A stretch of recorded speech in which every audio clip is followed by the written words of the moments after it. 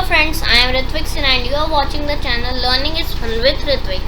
So in this video we will learn about weather and climate in social studies.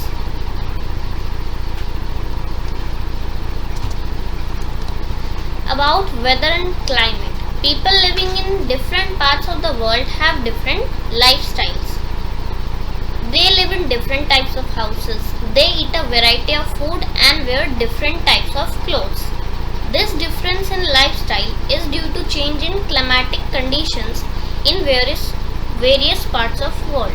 Even in our country, there is a diversity in the lifestyle which is due to climatic conditions within the country. I live in India, so there are many diversity of lifestyle. Somewhere it is rainy climate. There is somewhere rainy, somewhere very hot, somewhere is moderate, nor cold, nor hot, normal. So like that. And in winters, people wear warm clothes, live in different types of houses. Where it snow falls, they live in different types of houses. Where it is very hot, they live in different houses. So like that, lifestyle is different for everyone. So now weather and climate. What is weather and climate exactly? We will learn. Many times the term weather and climate are used interchangeably. Means that we use weather and climate of the same meaning. We use weather and climate for the same meaning, but these two are not the same. Now weather. Weather is the condition of the atmosphere at a given time and place. Sometimes it can't be constant for a single day. It may not remain constant for even a single day. That is why we often describe weather as sunny, warm, cloudy, rainy and cold. Rainy or cold. The basic factors that determine weather are temperature of air, precipitation, wind, atmospheric pressure, cloudiness, humidity.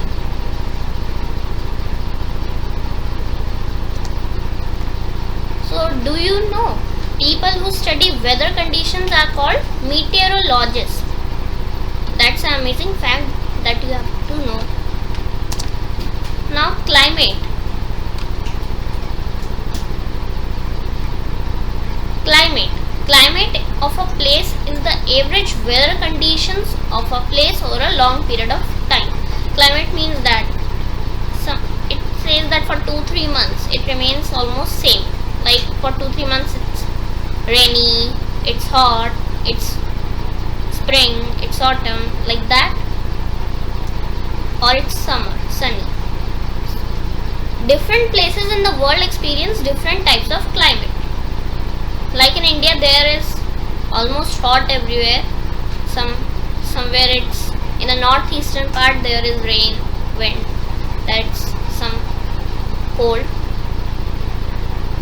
Some regions are hot and dry. In some areas the climate is cold and the land is covered by snow and ice. Like Greenland, if we say it's very cold and it has snow and ice all over, covered 3/4.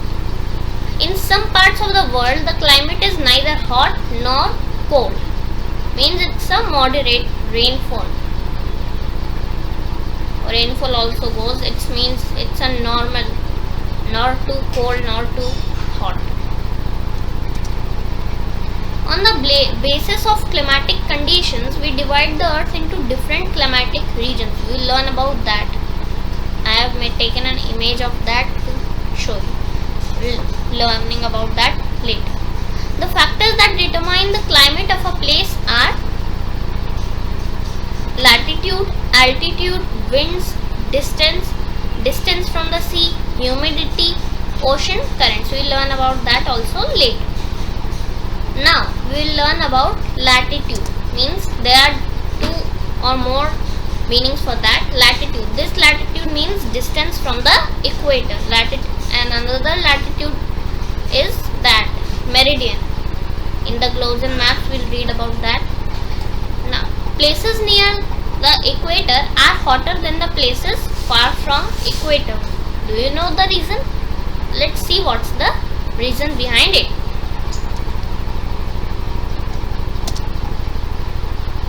Now this is the climatic zones.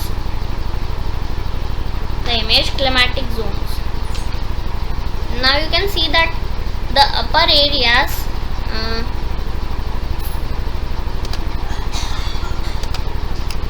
now like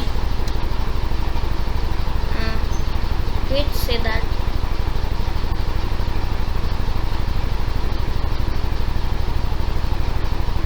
now these areas are cold zone. This zone is cold zone.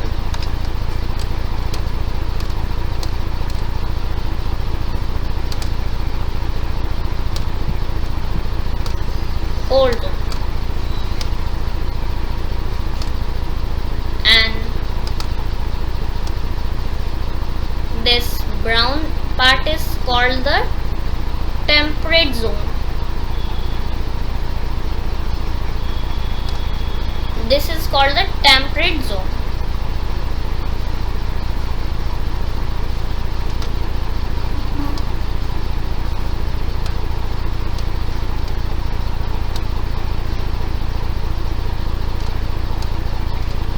And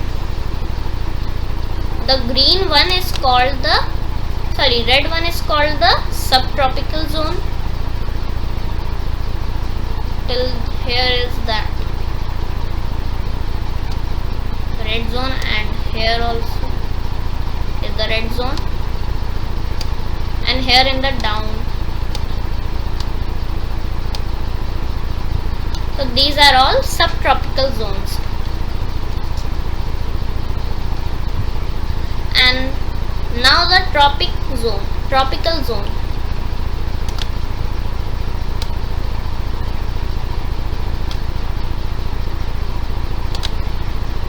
This green part is the tropical zone, which is very hot.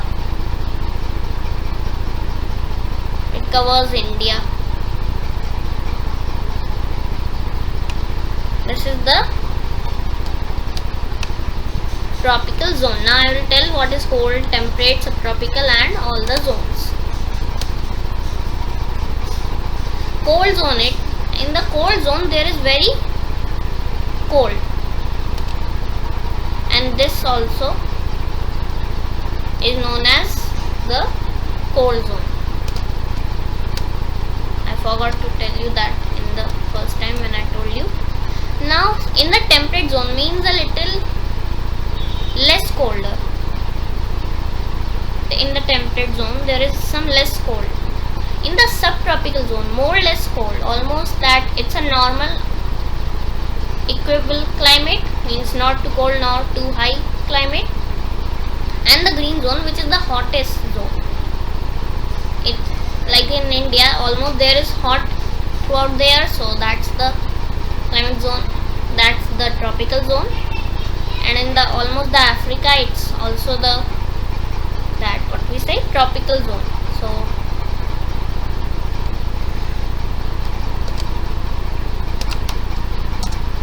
now this is the inclination of the sun rays.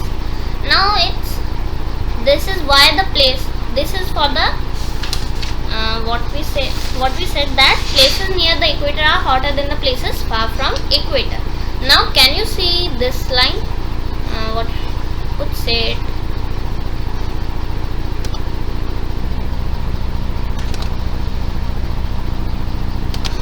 So this is the, and you can see this line, you would say this line, this straight line, this is called the equator and the sun is here. And from here the sun rays are going vertically over the equator where the India also lies. This is the India and most of the part, like from here I would say that this hole it covers, that's more hot. and sun rays are slanting near the poles, North Pole and South Pole. They are spread over a large area. That where they are slanting, they are spread over a large area, because there are, if the sun is this, then the sun rays are going slanting near the poles, like that's going like that. So it's going slanting in a slanting way. So that is why sun rays are slanting near the poles.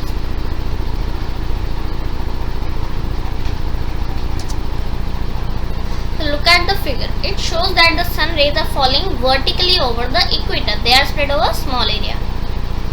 The sun rays are falling vertically over the equator and they are spread on a shorter area. In the polar regions, means the North Pole, South Pole, the sun rays are slanting. They are spread on a larger area because they are going slanting. So that's going slanting, and they are spread over. They are going to spread over a large area. Hence, places near the equator receive more heat and are hotter.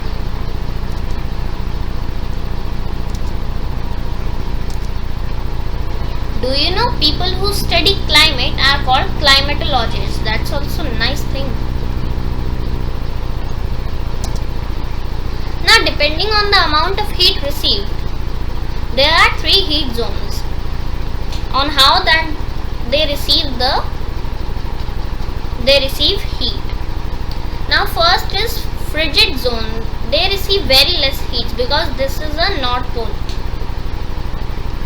Almost the North Pole it is, so they get less heat. And the North Temperate Zone, they get like okay rays, almost normal rays they get. And now this is the equator and torrid zone. This is also called the torrid zone, where they get maximum heat. And North Temperate Zone, they get normal heat. And like that also South Temperate Zone, this is all, they get not much, but they get some heat. And this is the frigid zone, very less they get heat. Now, torrid zone. On both sides of the equator, the region lying between the Tropic of Capricorn is called the torrid zone. Both sides of the equator means an equator is like this, and the north and in the south, lying between the region lying between the Tropic of Capricorn is called the torrid zone. The zone gets the direct rays, like this is equator and this is the sun. So they are getting direct sun rays. Hence the climate is hot and humid. The zone gets the direct rays of the sun all the year around. So that's why it is hot and humid. Temperate zone. This region is neither hot nor cold. It lies between the torrid zone and the frigid zone. Torrid zone is in the between, and in the upper there is frigid zone. So in between this temperate zone lies, and in the south also same. It lies between the torrid zone and the frigid zone in both the hemispheres, northern hemisphere and southern hemispheres. Frigid zone, the region lying between the Arctic Circle and the North Pole, and between the Antarctic Circle and the South Pole is called the frigid zone. It receives very slanting rays of the sun and is therefore very cold. The frigid zone lies between the North Pole and between the Antarctic Circle. So they get their rays are slanting, so they get very less heat, same as the South Antarctic Circle and South Pole. They receive also very less rays, very slanting rays of the sun, and therefore it is very cold. Altitude or height above the sea level. Do you know why people go to hill stations in summer? Because it is cool. Hill stations are cooler because they are located high above the sea level. Means it is very high. The land is very high above the sea, height above the sea level. The higher we go, the cooler it becomes. Means if we go up and up like the Himalaya, if we go up and up on the top, like we will feel that it's so cold, very cold. It is because temperature falls with height gain. If we go up and up, the temperature falls. It is cold in the high mountains because mountains are located at a high altitude. They are very high, so their temperature is very low. Ludhiana and Shimla are at the same distance from the equator, but Shimla is cold while Ludhiana is hot in summers. Can you tell the reason? Why? Because now Shimla is located 2150 meters above the sea level, whereas Ludhiana is only 250 meters above the sea level.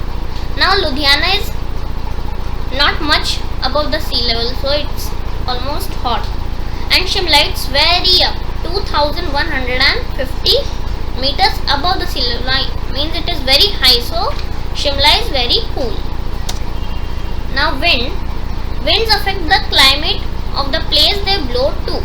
Winds coming from hot areas increase the temperature of the place they blow to. Now winds coming from hot areas and where they blow to, then where they are blowing to, the land becomes hot, the place becomes hot. And if the winds are coming from cold areas and they are blowing to a place, in that place is, and then the lower the temperature it goes and the place becomes cool. Now distance from the sea. Distance from the sea. Places situated near the coast are neither too hot nor too cold. Coastal areas. Now coastal areas and the places near the coast, they have a moderate climate. It is called equable climate. Now what is equable climate? Can anybody tell me? No? I will tell you. The equable climate is not too cold, not too hot. That means equable climate. Now what is the reason for this? This is because of the land and sea breezes. Now we will learn about land and sea breezes. Now land and sea breezes. In the daytime the sun heats the land and sea. Now every time if the land heats up and cools down quickly. Now in the sea breezes it is in the afternoon, so land heats up more quickly than the water. Hence it is hotter than the sea. As you know, hot air is lighter. If we do anything hot, it becomes lighter. The hot air is lighter than the cold air. Cold air is some heavy. Therefore, warm air above the land rises. They go now up. The cool air from the sea comes to take its place on the land. This is known as sea breeze. Now winds coming from, cool air coming from sea to the land is called sea breeze. This is the thing of sea breeze. This is sea breeze. Now it cools the land near the coast. At night the opposite happens. Now at night the land breeze runs. Land breeze. At night the land cools down faster quickly than the river or ocean. So now the hot areas which are on the sea, they rise up because there is hot air, so they rise up, and the cool areas which is in land, they come to take its place in sea. That is called the land breeze. The sea cools down slowly. The air above the sea is warmer and rises. The cooler air from the land blows towards the sea. This is called the land breeze. Due to land and sea breezes, the weather near the sea is pleasant. And you can see the land breeze and sea breeze pictures. I will show you now. Now this is a warm sea, and in the night, this is the night picture, and the land is cool. Now warm air is rising up and up, and the cool air which is on the land, it goes to take its place in the warm sea, and it becomes cool. Warm sea becomes cool. Now sea breeze. Now in the sea breeze opposite happens. Now the sea is cool here and the land becomes warm faster. So now the warm air rises up in the sky and the cool air from the sea comes to take its place in the land. This is called sea breeze. Now humidity. The amount of water vapor in the air is called humidity. The amount of water vapor. And see that our body is sticky in the afternoon, that is because of humidity. Humidity affects the climate of a place. Where there is humidity, the place becomes hot and humid. The winds blowing from sea to land brings a lot of moisture with them. Because of moisture, it becomes humidity, and by humidity our body becomes like that's very sticky type. Lot of moisture with them. They make the climate in coastal areas very humid. Coastal area means the land where the land and sea meets. It's called coastal areas. Now ocean currents. Ocean have warm and cold currents. These currents affect the climate of the. Now ocean have warm and cold currents. These currents affect the climate of the coastal areas. Now you know what is coastal areas. Where the land and sea meets is called coastal area. It's called coastal area. Warm ocean currents. Now the ocean currents. If you search in Google images of ocean currents, warm ocean currents and cool ocean currents, you will get the images. Warm ocean currents make the coastal area warmer, whereas cold ocean currents make the coastal areas cool. So after that, now that was the end of the chapter. Now we will see the word meanings of some new words, keywords. Now weather, the sum total of the atmospheric conditions at a given time and place is called weather. Climate, the average weather conditions of a place over a long period of time is called climate. Altitude, altitude means height above the sea level. Equable climate means neither too hot nor too cold. Sea breeze, a wind blowing from sea to land during afternoon. Land breeze, a wind blowing from land to sea at night. That's very important, so you can take a pic of this. So humidity, the amount of water vapor present per unit of air. Humidity, the amount of water vapor present in air is called humidity.